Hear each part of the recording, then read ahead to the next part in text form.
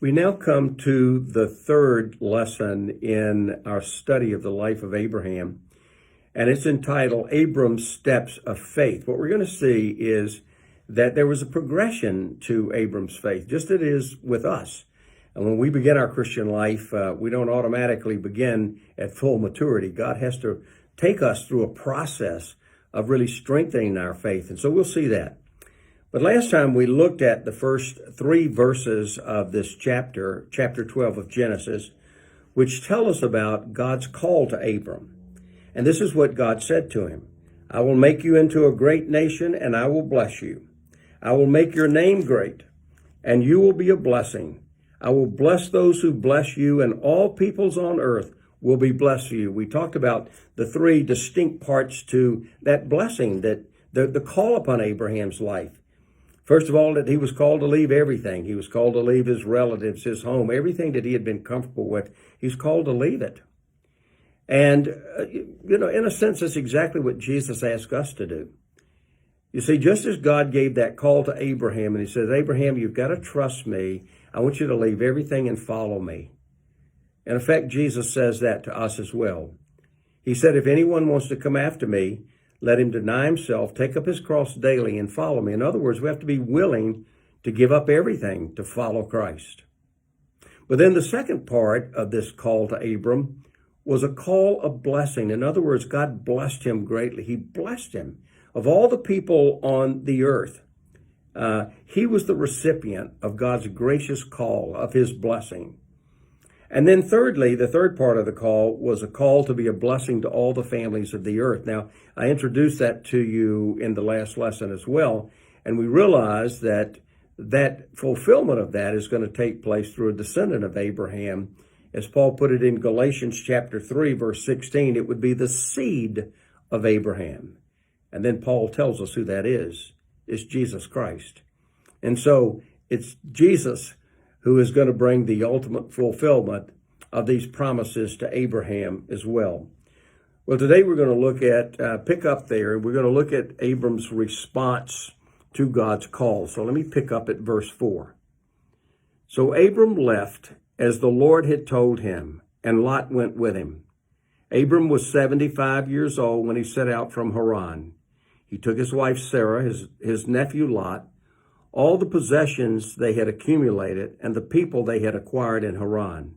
And they set out for the land of Canaan, and they arrived there.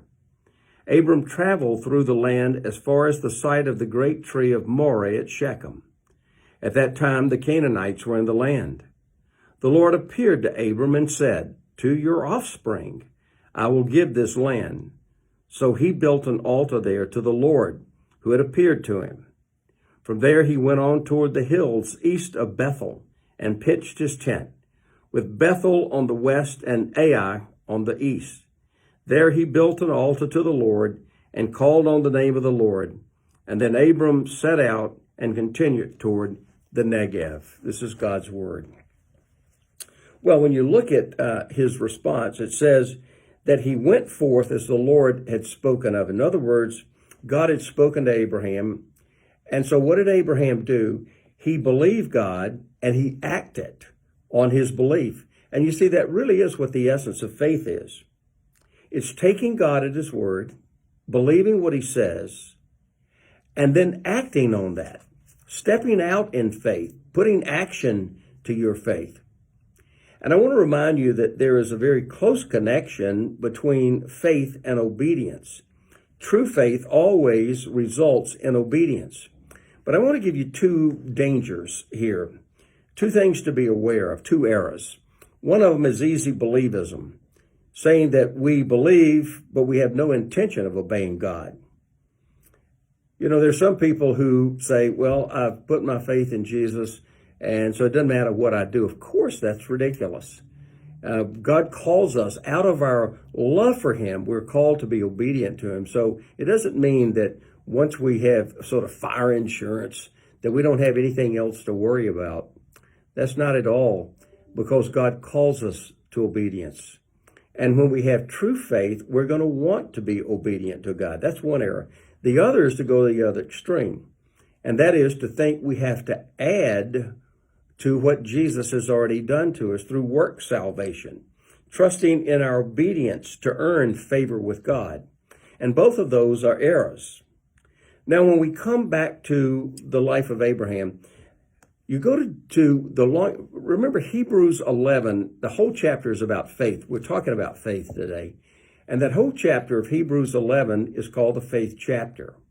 And it's interesting that the longest section in that chapter is devoted to this man, Abraham.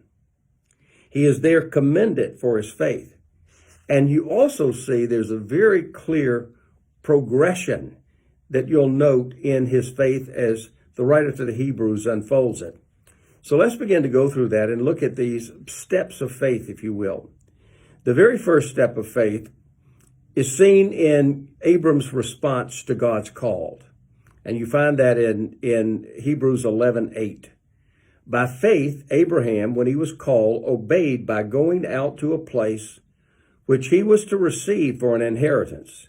And he went out not knowing where he was going. Now, this is the beginning of discipleship. It was the starting point of Abram's discipleship. God gave Abram a call. God blessed God. Abram believed God, and he took God at his word, and he acted on it. He went out not even knowing where he was going, but he trusted God enough to do it. You see, that's the first step of faith. It means that when we read God's word, we read his promises, we read what he says to us, that we believe it and we're willing to act on it. So that was the first thing. But then we come to the second step, and you find that in verses 9 and 10 of Hebrews 11. By faith, he lived as an alien in the land of promise, as in a foreign land, dwelling in tents with Isaac and Jacob, fellow heirs of the same promise. For he was looking for the city which has foundations, whose architect and builder is God. Now, the second step gets a little more difficult. Abram was in the land that God had promised him, but he didn't possess it. Even though he had gotten there, God said, I'm going to show you the land. But then when he gets there, he says, now your offspring will inherit the land. They're actually going to be the ones who possess it.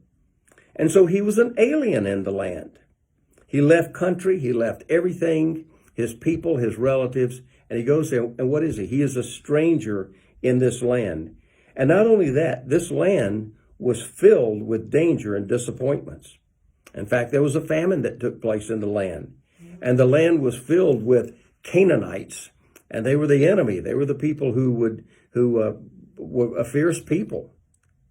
But you see, this next step, this second step, is learning to live by faith regardless of the circumstances. Abraham actually didn't possess the land, but nonetheless, he went ahead and obeyed God. It means that we keep our eyes on the Lord and not on the circumstances. It's so easy for us when we go through life to focus on circumstances.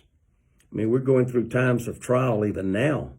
And it's so easy to focus on the negatives of that and never get our eyes up to see the Lord and to see that he absolutely is in control and we can trust him regardless of the circumstances. Well, then we come to this third step of faith, and you find that in verses 11 and 12. By faith, Abram, even though he was past age and Sarah herself was barren, was enabled to become a father because he considered him faithful who had made the promise. And so from this one man, as he was as good as dead, came descendants as numerous as the stars in the sky and as countless as the sand on the seashore. Now let's work through this. Abram had received the promise that he would become the father of many nations. He received it when he left to run. He was 75 years old at that time.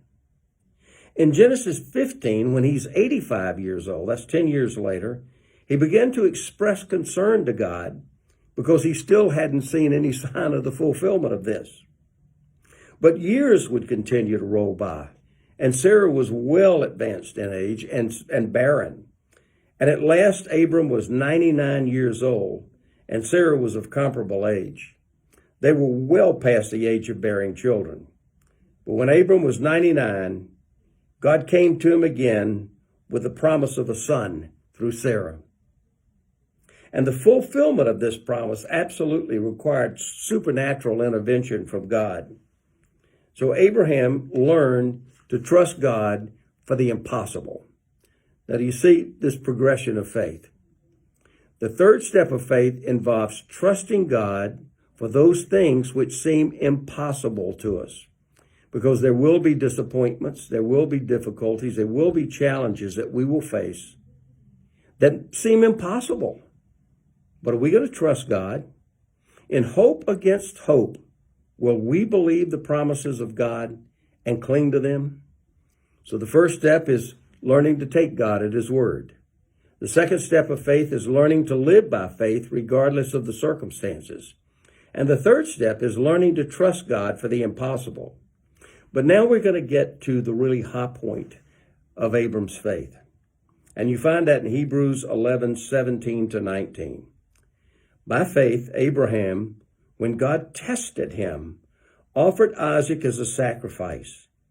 He who had received the promises was about to sacrifice his one and only son, even though God had said to him, "It is through Isaac that your offspring will be reckoned."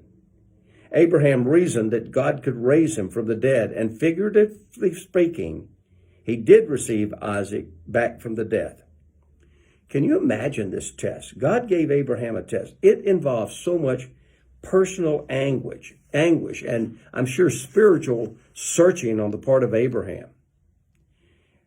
Take your son, your only son whom you love, and I want you to sacrifice him. Isaac was the link to all of the great promises of God. What happens if Isaac dies? Well, let me tell you this.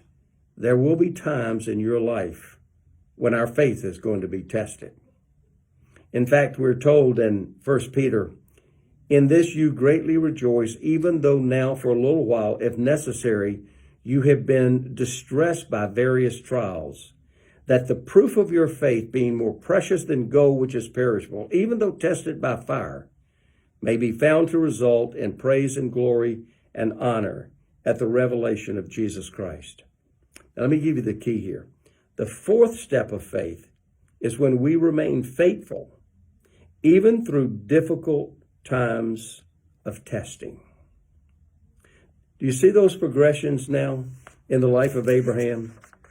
You see him as he developed that faith, learning to take God at his word, learning to live by faith regardless of the circumstances, learning to trust God for what seems impossible, and finally, learning to remain faithful even through difficult times of testing. Now, as we go through the life of Abraham, we'll be looking at every one of these events in more detail. But suffice it now to say, Abraham was a great man of faith. He believed God, and God greatly blessed him because he was a man of faith.